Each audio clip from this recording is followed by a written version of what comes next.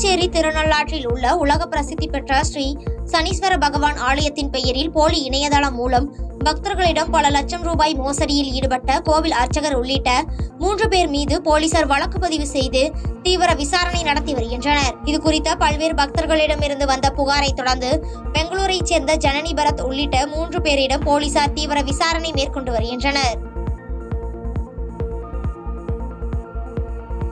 வேலூர் மாவட்டம் பேரணாம்பட்டு அருகே பத்திரப்பள்ளி சோதனை சாவடியில் மதுவிலக்கு அமல் பிரிவு போலீசார் வாகன சோதனையில் ஈடுபட்டிருந்த பொழுது மூட்டையில் கொண்டுவரப்பட்ட கர்நாடக மாநிலத்தில் விற்பனை செய்யப்படும் 520 மதுபான பாக்கெட்களை பறிமுதல் செய்தனர். மேலும் அதனை கடத்தி வந்த அருண்குமார் என்பவரை கைது செய்து தீவிர விசாரணை மேற்கொண்டு வருகின்றனர்.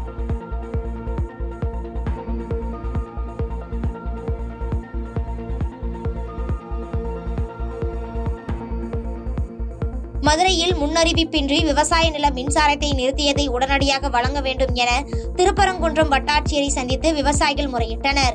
மதுரை விமான நிலையம் விரிவாக்க பணிக்காக முன்னறிவிப்பின்றி மின்சாரத்தை நிறுத்தியதால் பயிர்களுக்கு தண்ணீர் பாய்ச்ச முடியாமல் விவசாயிகள் அவதியடைந்து வந்த நிலையில் பாதிக்கப்பட்ட 50க்கும் மேற்பட்ட விவசாயிகள் வட்டாட்சியர் கவிதாவை சந்தித்து முறையிட்டனர்.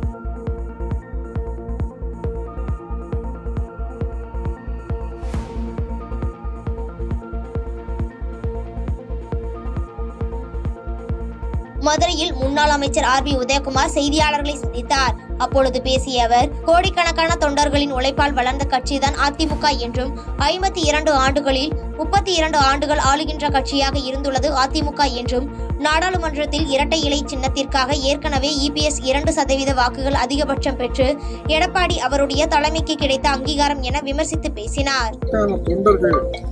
கோடிக்கணக்கான தொண்டர்களுடைய ரத்தத்தை வேர்வையும் சிந்தி உருவாக்கிய இது ஒரு மாபெரும் மக்கள் இயக்கம். இந்த இயக்கம் இன்னும் எவராலும் தொட்டு பார்க்க முடியாத அளவிலே உயர்ந்து கொண்டே இருக்கிறது என்று சொன்னால் இது மக்களுடைய ஆதரவு, தொண்டர்களுடைய இந்த உழைப்பு.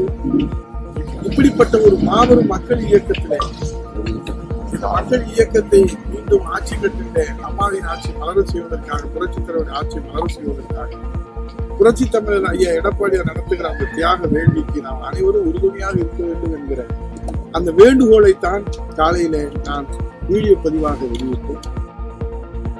மதுரை மத்திய சட்டமன்ற தொகுதி உறுப்பினரும் தகவல் தொழில்நுட்பவியல் மற்றும் டிஜிட்டல் சேவைகள் துறை அமைச்சருமான பழனிவேல் தியாகராஜன் கரிமேடு மார்க்கெட் அருகில் மதுரை மத்திய சட்டமன்ற தொகுதி மேம்பாட்டு நிதி 35 லட்சம் ரூபாய் மதிப்பீட்டில் புதிதாக கட்டப்பட்டுள்ள சமுதாய கூடத்தினை மக்கள் பயன்பாட்டுக்கு திறந்து வைத்தார். இந்நிகழ்ச்சியில் கட்சி உறுப்பினர்கள் உட்பட பலர் கலந்து கொண்டனர்.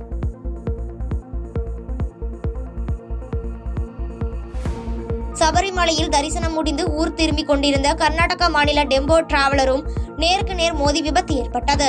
இந்த விபத்தில் 7 வயது சிறுவன் உட்பட 3 பேர் சிகிச்சை பலனின்றி உயிரிழந்த நிலையில் 20 நபர்கள் தேனி அரசு மருத்துவக் கல்லூரி மருத்துவமனையில் அனுமதிக்கப்பட்டு சிகிச்சை பெற்று வருகின்றனர்.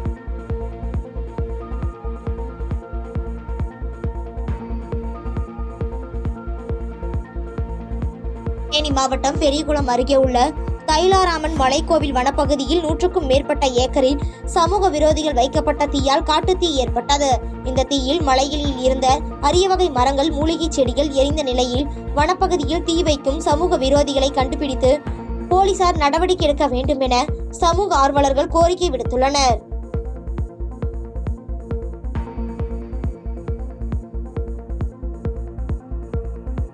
பெரம்பலூரில் 3 பெண்களை காதலித்து திருமணம் செய்து ஏமாற்றிய தினேஷ் என்ற இளைஞரை முதல் மனைவி கொடுத்த புகாரில் மகளிர் போலீசார் கைது செய்தனர். முதல் மனைவிக்கு 3 வயதில் ஒரு ஆண் குழந்தையும், 2வது மனைவிக்கு ஒரு ஆண் மற்றும் பெண் குழந்தையும் உள்ள நிலையில் தற்பொழுது 3வதாக ஒரு பெண்ணை திருமணம் செய்து சமூக வலைதளங்களில் பதிவிட்ட நிலையில் முதல் மனைவியான சௌந்தர்யா அளித்த புகாரின் அடிப்படையில் தினேஷிடம் போலீசார் விசாரணை நடத்தி வருகின்றனர்.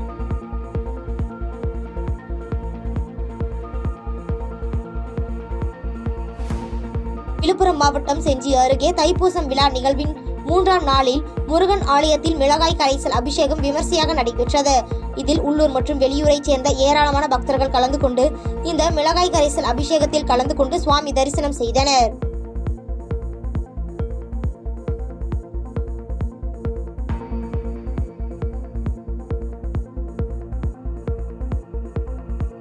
விழுப்புரம் மாவட்டம் திண்டிவனம் வட்டாட்சியர் அலுவலகத்தில் 10க்கும் மேற்பட்ட பொதுமக்கள் திடீர் தர்ணா போராட்டத்தில் ஈடுபட்டதால் பரபரப்பு ஏற்பட்டது. பட்டா மாற்றம் போன்ற பல்வேறு விதமான சேவைக்கு வட்டாட்சியர் அலுவலகத்தில் பல மாதமாக அலைக்கழிப்பதாக கூறி போராட்டத்தில் பொதுமக்கள் ஈடுபட்ட நிலையில் போலீசார் பொதுமக்களிடம் பேச்சுவார்த்தை நடத்திய பின் போராட்டம் கைவிடப்பட்டது.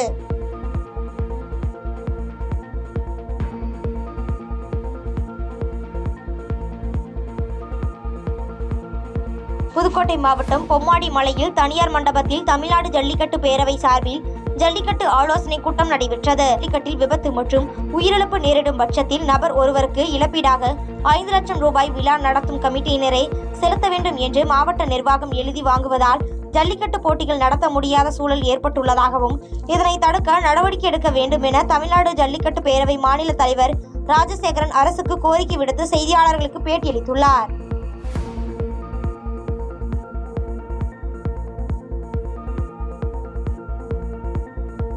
கடலூர் மாவட்டம் புவனகிரியில் பாட்டாளி மக்கள் கட்சியின் கடலூர் தெற்கு மாவட்ட செயற்குழு கூட்டம் தனியார் திருமண மண்டபத்தில் மாவட்ட செயலாளர் செல்வ மகேஷ் தலைமையில் நடைபெற்றது. இந்த கூட்டத்தில் சிறப்பு விருந்தினர்களாக பாமக சட்டமன்ற குழு தலைவரும் பாமக கௌரவ தலைவருமான ஜி.கே. மணி மற்றும் வன்னியர் சங்க மாநில தலைவர் தா. அருள்மொழி பங்கேற்றனர்.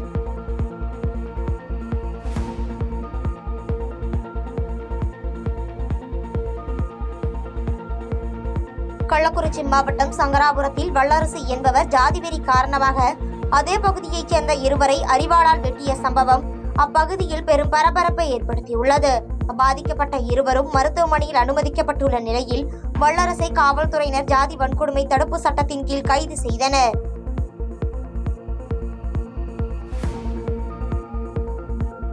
கோயம்புத்தூரைச் சேர்ந்த மருத்துவர் ஆன்லைன் வர்த்தகத்தில் ஈடுபட்டு 15.5 லட்சம் ரூபாய் இழந்துள்ளது அப்பகுதியில் அதிர்ச்சியை ஏற்படுத்தியுள்ளது. தொடர்ந்து மருத்துவர் கொடுத்த புகாரின் பேரில் போலீசார் தீவிர விசாரணை நடத்தி வருகின்றனர்.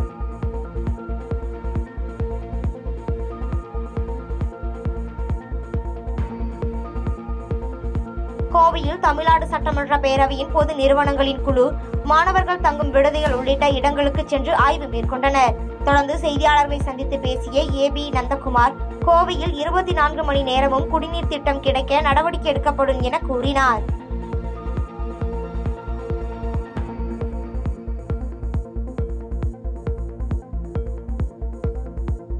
சென்னை அடுத்த குரோம்பேட்டையில் அமைச்சர் சிவசங்கர் 15வது ஊதிய ஒப்பந்தம் குறித்த செய்தியாளர்களை சந்தித்து பேசினார். இதில் அடுத்த கூட்டத்திற்கான தேதி விரைவில் அறிவிக்கப்பட்டு இதற்கான முடிவுகள் வெளிவரும் என்று கூறினார்.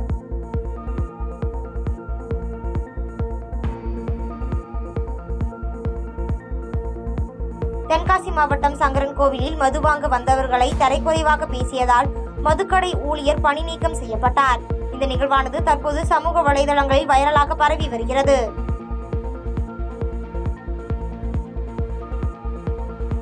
பாதகம் செய்பவரை கண்டால் நாம் பயம் கொள்ளலாகாது பாப்பா.